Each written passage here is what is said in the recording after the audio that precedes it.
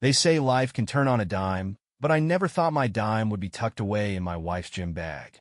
I wasn't even snooping, believe it or not. I was looking for my missing earbuds, rifling through the usual mess of water bottles, hair ties, and workout gear when I found a velvet pouch. I thought it might be a surprise for me, maybe a sentimental gift for our upcoming anniversary. Spoiler alert, it wasn't.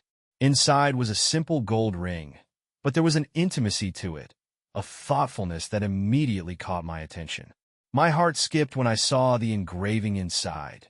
2 initials, C and R, with a small heart etched between them. For a moment, I thought, maybe it's a joke, a misunderstanding? But my gut already knew better. My wife's name is Celeste. My name is Martin, and neither of us goes by R. Let me back up a little. Celeste and I have been married for 12 years. From the outside looking in, we had the kind of relationship people envied. She was the radiant, magnetic type, one of those people who could walk into a room and command attention without even trying. I'd always loved her for it. Being with her made me feel like I was part of something larger than myself, like I had lucked into a life more dazzling than I deserved. But lately, there'd been cracks. She had grown distracted. At first, it was little things. A new perfume she didn't wear around me. Text she'd smile at, but wouldn't explain. Extra girls' nights that started and ended late. I brushed it off as midlife restlessness. After all, people change. Maybe I wasn't as exciting as I'd once been. But now, holding that ring, all those little things came rushing back, suddenly fitting together like puzzle pieces I hadn't realized were missing. It felt like my chest had been hollowed out. I told myself not to jump to conclusions, but the writing was on the wall, and it was signed C and R. I didn't confront her. Not then. Not immediately. That would have been too easy, too messy. No, I put the ring back exactly where I'd found it, zipped the bag, and walked away as if nothing had happened. My mind was racing, but my instincts told me to stay quiet. Not because I was afraid of the truth, but because I wanted to see it unfold. Call it masochism or strategy, but I wanted her to expose herself. The thing about betrayal is that it unravels on its own if you let it. And I was going to let it. I had a plan, well, the beginnings of one anyway.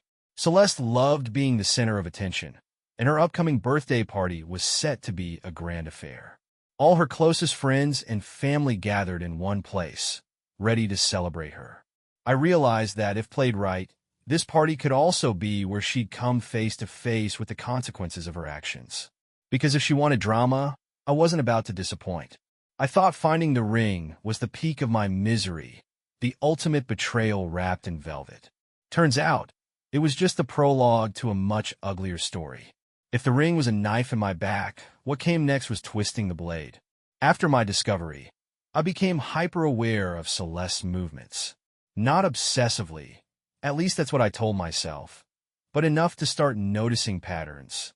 Like how her gym bag, where I'd found the ring, never left the trunk of her car after her supposed workouts. Or how she'd suddenly developed an interest in taking wellness retreats over the weekend. It didn't add up. The Celeste I knew hated anything vaguely new age. Yoga, meditation, juice cleanses? Not her style. So, why the sudden obsession? The answer came the following Friday, when she claimed she'd be leaving for another retreat. Her excuse was as neat as it was predictable. It's just a weekend, honey. I need to recharge. This time, I followed her. Not because I wanted to confront her, not yet, but because I needed to see it for myself. I needed irrefutable proof. Something that left no room for lies or manipulation. She didn't head to a yoga retreat. Instead, her car took an unexpected detour into the outskirts of town, pulling up to what could only be described as a suburban curiosity, an abandoned drive-in theater. Faded signs advertising movies long past loomed over cracked pavement and overgrown weeds. My confusion turned into something darker when I spotted another car already there. A black SUV, tinted windows, parked behind the dilapidated concession stand. From my vantage point, I could see Celeste climb out of her car and walk over. My breath caught as the SUV's door opened and a man stepped out. Tall, broad-shouldered, and clearly comfortable in this clandestine setting. They greeted each other like lovers reuniting, not co-workers or casual acquaintances. A quick kiss. A laugh. Then they slipped into the darkened theater's shadow, vanishing between two graffiti-covered screens. It was surreal. A scene so absurdly dramatic, it felt like I was watching a movie about someone else's life. But the worst part wasn't that she had lied about yoga retreats, or even that she was meeting someone in such a peculiar place. No, the worst part was the tiny detail I noticed as they disappeared into the ruins. Celeste was carrying a familiar leather bag. My bag. My grandfather's leather satchel I had inherited and cherished. It was practically an heirloom, and she'd borrowed it weeks ago, claiming she needed something sturdy for work files. The symbolism of seeing her carry it into this affair felt oddly personal, as if she wasn't just betraying me, but erasing me entirely, piece by piece. But the piece de resistance came later that evening when curiosity got the better of me, and I drove back to that abandoned theater. I found the satchel discarded near the base of the screen they'd been hiding behind. Inside was the last thing I expected, a collection of love notes. But these weren't your standard secret lover texts or saccharine Hallmark cards. These were written on my company stationery. The logo of the firm where I'd worked for over a decade stared back at me from the top of every page. As I read the notes, one thing became horrifyingly clear. Celeste's lover wasn't just some stranger. He was someone who worked with me, someone I passed in hallways, nodded at during meetings, shook hands with at company events. He wasn't just stealing my wife. He was sharing inside jokes about me while doing it. One particularly stomach-turning note read, "Can't believe he actually bought the yoga excuse. Too busy crunching numbers to see the signs, poor guy." I wasn't just a betrayed husband anymore. I was the unwitting punchline to their private comedy act. By the time I left, I wasn't just angry, I was focused. The ring was one thing, the affair another, but this, using my personal life as their playground, that demanded more than passive observation. It demanded precision. Revenge wasn't just an option now. It was an obligation, because if they thought I was just some clueless poor guy, they were about to learn just how much of a plot twist I could be. Rage is a strange beast. It doesn't hit all at once. It builds layer by layer, seeping into every crack of your being until you're drowning in it. That's where I was, drenched in anger, so profound it felt like I might combust if I didn't do something. But the worst thing about my fury was how cold it was. I wasn't smashing things or screaming at the walls. No, I was sitting at the kitchen table, calmly planning the kind of vengeance that makes Greek tragedies look like bedtime stories. After finding the notes in the satchel, my mind raced. Confronting her outright would be too easy, too quick. What would that accomplish? Some screaming? Maybe a few tears and weak apologies? No, I wanted her to feel the kind of devastation I felt. To be trapped in a moment where the floor vanishes and there's nothing left but free fall. And I knew exactly when and where to make it happen. Her birthday party. Celeste loved her birthdays. She turned every celebration into a grand event, a festival of herself. This year was no exception. The guest list was packed with everyone who mattered to her. Friends, family, colleagues. It was going to be her stage. And I was about to make her the unwilling star of a performance she wouldn't forget. First, I took the ring. I knew it would be the centerpiece of the night. But giving her the ring outright would only expose one layer of her betrayal. I wanted more. Something devastating, undeniable, something that would leave her gasping for air in front of everyone she held dear. So, I started assembling my arsenal. The notes I'd found in the satchel were the first weapon in my collection. Each one was a vile testament to her infidelity, written in the hand of her lover. I scanned and printed them onto elegant, embossed paper, the kind you'd use for wedding invitations. But instead of floral designs or calligraphy, the pages screamed betrayal. I slipped them into envelopes, neatly addressed to key guests. Her parents, her best friend, her boss. Next, I added a twist. If I'd learned one thing about Celeste, it was that she cared deeply about appearances. Her carefully curated image was everything to her. The idea of people seeing her as flawed, let alone deceitful, was her worst nightmare. I used this to my advantage by planting subtle clues among the party decorations. On her custom-made birthday cake, I asked the bakery to engrave her initials alongside her lover's. mimicking the engraving on the ring. It was subtle enough that most wouldn't notice at first glance, but once the truth came out, it would seem like a sick joke in hindsight. I even involved the catering staff. At my request, they agreed to announce a special toast for the birthday girl just before dessert was served. That would be my moment, the big reveal. I planned to hand her the ring, in full view of everyone, while the screen behind us played a little slideshow. What slideshow, you ask? The one I painstakingly put together using photos I pulled from her phone's backup. Pictures of her wellness retreats, all featuring the same tall, broad-shouldered man who clearly wasn't me. But it still didn't feel like enough. I needed one last thing to push this from memorable to legendary. That's when I had the idea to include him. Hialua, or, as I come to think of him, I wasn't sure if he would show up. Celeste was careful not to mix our lives too much, but just in case, I planted an anonymous invitation in his mailbox. It would mean the world to Celeste if you were there, I wrote. If he showed up, it would be the cherry on top of this disastrous Sunday. If not, well, I had plenty of chaos planned already. As the night of the party loomed closer, I felt an almost unsettling calm settle over me. I knew some would say I was going too far, that revenge wasn't worth the cost. But here's the thing about betrayal. It changes you. It molds you into someone who doesn't care about the cost, only the payoff. And my payoff would be watching Celeste's carefully constructed world implode in front of everyone she thought she could fool. I wasn't just planning a birthday party. I was setting the stage for the performance of her life. And the best part? She wouldn't even see it coming. The night of Celeste's birthday arrived like any other, full of laughter, music, and the air of celebration. The house glowed under twinkling lights, a stage for her perfect evening. To everyone else, it was a party. To me, it was a battlefield. I smiled, welcomed guests, and played the part of a doting husband while every passing second wound the tension tighter. This wasn't just a celebration. It was the beginning of her reckoning. The first part of my plan unfolded quietly. Guests began discovering the envelopes I'd planted. Her mother found one tucked under the dessert platter. Her best friend slipped into her purse. Her boss received his as he reached for a cocktail napkin.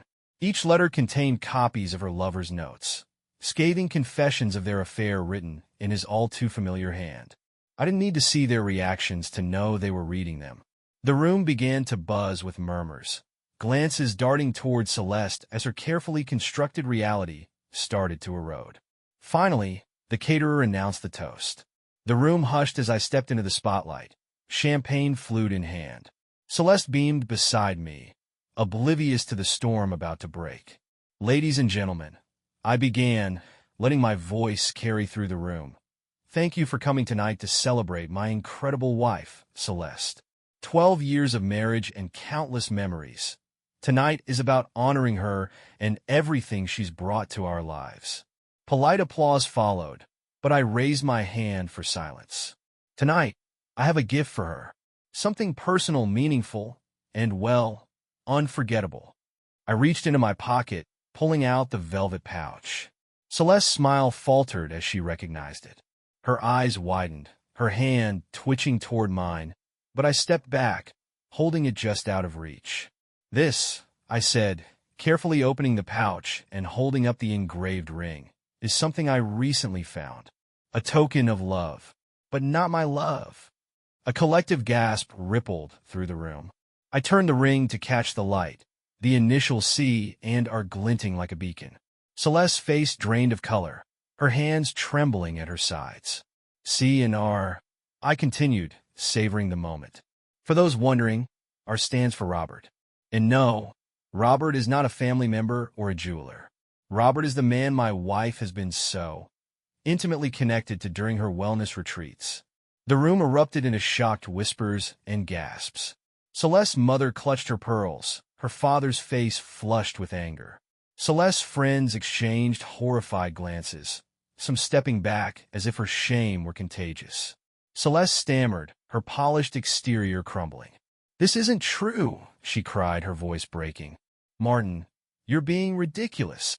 "Oh, ridiculous?" I snapped, my voice sharp now. "Ridiculous is sneaking around with him. Robert, why don't you come say hello? You got the invitation, didn't you?"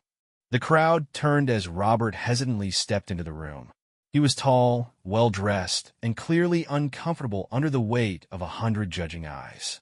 He opened his mouth to speak, but I cut him off. "Robert, thank you for gracing us with your presence," I said, my tone laced with venom. "It's good to finally meet the man who's been writing love notes on my company's stationery." "Look, Martin, this isn't the time," Robert began, his voice shaking. "Oh, I think it's exactly the time," I said, stepping closer. "You didn't seem to mind mocking me behind my back, laughing about how clueless I was. Well, here we are. Everyone's watching. What's the punchline now?" Celeste lunged toward me, tears streaming down her face. "Martin, please. Let me explain." "Explain what?" I shot back, my voice rising. "Explain how you lied to me, to everyone here, or how you turned our marriage into a joke." "Go ahead, Celeste, explain." Her voice broke as she sobbed. "It wasn't like that. I didn't mean for this to happen." "Didn't mean for it to happen?" I laughed coldly. "You didn't just let it happen, Celeste. You planned it. You lied, you schemed, and you made me the fool. And for what?" "Him." I gestured at Robert, whose face was a mix of anger and shame. A man who didn't even have the guts to stay hidden. "Well, now he's here, and so are all these people you tried so hard to impress." Celeste's father stepped forward, his voice like thunder. "Is this true, Celeste? Tell me it's not true." "I'm sorry," she wailed, collapsing into a chair. "I didn't know how to stop." The chaos was beautiful. Guests whispered, some openly glaring at Celeste and Robert. Her boss exchanged an uncomfortable look with his wife, no doubt already reconsidering Celeste's future at the company. For the finale, I turned to the caterers and nodded. The slideshow began. Images of Celeste and Robert together, at the abandoned drive-in, at hotels, at dinners, flickered across the screen. The gasps turned to outright outrage. "Ladies and gentlemen," I said, raising my glass one last time, to Celeste, the woman who truly knows how to make an unforgettable impression. I set the glass down and walked out, leaving behind the wreckage of her reputation, her lies, and her life. As I stepped into the cool night air, I felt something I hadn't felt in weeks: peace. I barely made it out the door before I heard hurried footsteps behind me. Turning around, I saw Robert storming out, his face a mask of rage. The guests were still inside, buzzing with disbelief and muttered curses, but clearly, Robert wasn't satisfied with my public execution of their secret. He wanted a private encore. "What the hell is wrong with you?" he spat, his voice trembling with anger as he approached me in the driveway. "You couldn't keep this between the three of us? You had to humiliate her like that." I almost laughed at the sheer audacity of the man. "Humiliate her?" I said, letting the sarcasm drip from my words. "You mean the way she humiliated me? Or the way you did, laughing at me behind my back?" Robert stepped closer, puffing out his chest. "You don't understand the situation, man. She wasn't happy with you. She deserved more." It was as if he'd thrown gasoline on the fire already raging in me. My hands balled into fists, but I kept my voice calm, dangerously calm. "More? You mean you? The guy who can't even keep his lies straight in his little love notes?" "I don't think more is the word I'd use." Robert lunged at me, his hand grabbing at my shirt, but I sidestepped him with ease. His momentum carried him forward, and he stumbled, nearly face-planting onto the asphalt. I straightened my shirt and smirked. "Careful, Robert. You don't want to scuff your polished shoes. Celeste might not find you so charming anymore." He turned, seething, and swung at me. The punch was clumsy, fueled by ego rather than skill, and I caught his arm mid-swing.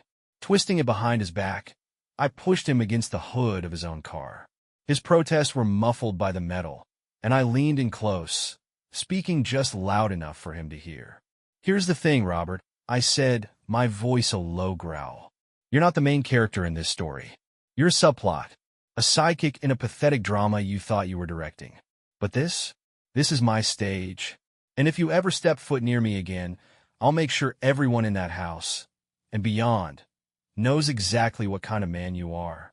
I released him, and he staggered back, clutching his wrist. His eyes burned with humiliation, but he didn't dare step toward me again. Instead, he muttered something under his breath about this not being over, To which I responded with a sharp laugh. It was over the second you showed your face here. He slunk off to his car, and I watched as he fumbled to start the engine, peeling out of the driveway like a dog with its tail between its legs. Turning back to the house, I saw a few guests had wandered outside, clearly hoping to witness the drama unfold further. Their wide eyes told me they'd seen enough to confirm this wasn't just a domestic spat. This was a full-blown catastrophe. Back inside, the tension was so thick you could cut it with a knife. Celeste stood in the middle of the room, tear-streaked and trembling, surrounded by a semicircle of shocked onlookers. Her father, a man who had always been quick to defend her, was red-faced and silent, his knuckles white as he gripped his drink.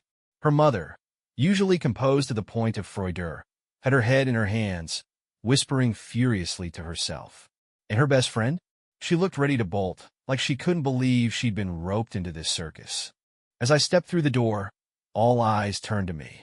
Celeste's voice cracked as she tried to regain some control. "Martin," she choked out. "Can we talk? Privately?" "Privately?" I echoed, my voice carrying over the murmurs. "That's rich. You weren't very private when you were sneaking around with Robert. Why start now?" "Martin, please," she begged, her hands clasped together. "This isn't how it looks." I couldn't help but laugh, an empty, humorless sound that echoed off the walls. "Oh, it's exactly how it looks. And if you're worried about what these people think, maybe you should have worried about that before you brought your circus act into our marriage." The room was silent except for the occasional uncomfortable cough or shuffle of feet. Celeste's best friend, unable to keep quiet, finally spoke. "You've made your point, Martin. Was this all necessary? You've humiliated her enough." "Necessary?" I snapped, my gaze pinning her in place. "Was it necessary for her to cheat? For her to turn our marriage into a joke? Don't lecture me on what's necessary." The tension boiled over when her father finally stepped forward, his voice low but firm. "Celeste," he said, his disappointment cutting through her sobs. "Is it true? Everything he said?" She hesitated, her lip trembling, and that hesitation was all the confirmation he needed. He set his glass down with a heavy clink and shook his head. "You've disgraced yourself. And us." Celeste crumbled, collapsing onto a nearby chair as the weight of everything crashed down around her. Guests began to shuffle toward the door, murmuring their goodbyes, their once friendly smiles now replaced with pity or judgment. By the time the last person left, Celeste sat alone in the wreckage of her perfect night, her mascara streaked and her carefully curated world shattered. I didn't stay to clean up. That wasn't my mess to deal with anymore. Without a word, I turned and left, feeling lighter than I had in years. Because sometimes justice isn't just cold. It's cathartic. The air outside was sharp and cold, slicing through the warmth of the chaotic house I'd just left behind. For the first time in weeks, I felt an unexpected clarity. Rage, sorrow, betrayal. All the emotions I'd carried like stones in my chest were gone. All that remained was a strange, hollow sense of relief. The driveway was empty now. Robert was gone. Celeste was broken, and the guests had scattered like leaves after a storm. The chaos I'd orchestrated had done its job, but I wasn't staying to sift through the wreckage. This was my ending, not theirs. The next few days were quieter than I expected. Celeste tried to call me dozens of times, her texts swinging between tearful apologies and frantic accusations that I'd destroyed her life. I ignored them all. There was nothing left to say. I moved out the day after the party, taking only the essentials, clothes, documents, and the photo of my late parents from the bedside table. Everything else felt like a relic of a life I no longer recognized.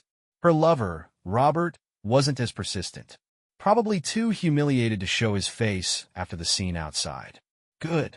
The fewer reminders of him, the better. I'd made my point, and he knew it. Weeks turned into months. Celeste's birthday party became something of a legend in our social circle. I started hearing bits and pieces through mutual friends, how Celeste had gone on damage control, blaming her mistake on stress, loneliness, and even me. Apparently, she tried to spin the story as a momentary lapse of judgment. But with the evidence I'd laid bare, no one was buying it. Her parents, once staunch supporters, were now keeping her at arm's length. Her friends whispered behind her back, Her colleagues were suddenly too busy for happy hour.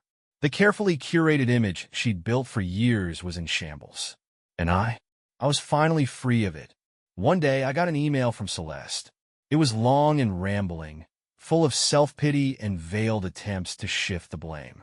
She begged me to come back, promised she would change, said we could fix this together. For a moment, I considered responding. But as I hovered over the keyboard, my phone buzzed. A message from an old friend I hadn't spoken to in years. "Hey, I heard what happened. Drinks on me if you're ever in town." I smiled, closed the email, and deleted it without replying. The past had nothing left to offer me. The last time I saw Celeste was at the grocery store, months after the party. She looked tired, smaller somehow, as if the weight of her lies had finally caught up to her. She didn't see me, and I didn't go out of my way to make my presence known. I didn't need to. Walking out of that store, I realized something. For all the chaos and pain she'd caused, Celeste had unwittingly given me a gift: freedom. I was no longer tethered to a life built on lies. I could rebuild, reshape my world into something better, something real. Now, whenever someone asks me about her, I tell them the truth. Not the gory details, just enough to make them understand. I survived her. I outgrew her. And if they press for more, I smile and say, let's just say her birthday party was unforgettable.